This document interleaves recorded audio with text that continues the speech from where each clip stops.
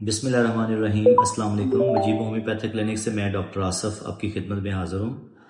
अगर आपकी जिल्द सुर्ख है और जिल्द के ऊपर सुर्ख रंग के धब्बे बनते हैं और ये धब्बे बाजुओं पर भी बन सकते हैं, पेट पर भी बन सकते हैं, आपने ऐसे खारिश की और आपके जिस्म के ऊपर सुर्ख धब्बे बन गए। बाकी की सूरत में अगर आपके जिस्म के ऊपर, बाजुओं के ऊपर, पेट के ऊपर धब्बे बनते हैं और ये ज्यादातर पाँव से ऊपर आते हैं, पाँव से आपकी टांगों की तरफ, आपकी पेट की तरफ, उसके बाद आपके पूरे जिस्म पे फैल सकते हैं।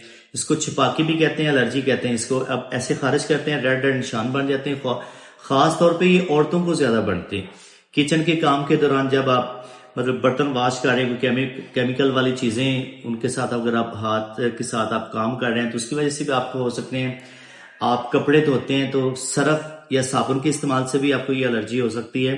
तो इसके लिए होम्योपैथी की बेहतरीन मेडिसिन है एंटीपायरिन।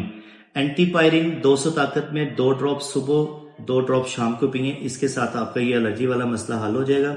और साथ आप बहुत स्पाइसी चीजें जो आप रेगुलर इस्तेमाल करते हैं, मसाले वाली चीजें, चिकनाई वाली चीजें, इनसे परहेज करें। ये बाज़ बहुत ज्यादा परेशान करती है। कोई भी चीज मतलब खाने से आपको प्रॉब्लम हो सकता है, किसी चीज के छूने से, काटने से आपको प्रॉब्लम हो सकता है। तो स्पेशली खाने में आपको बहुत ज्यादा एहतियात की जरूरत है।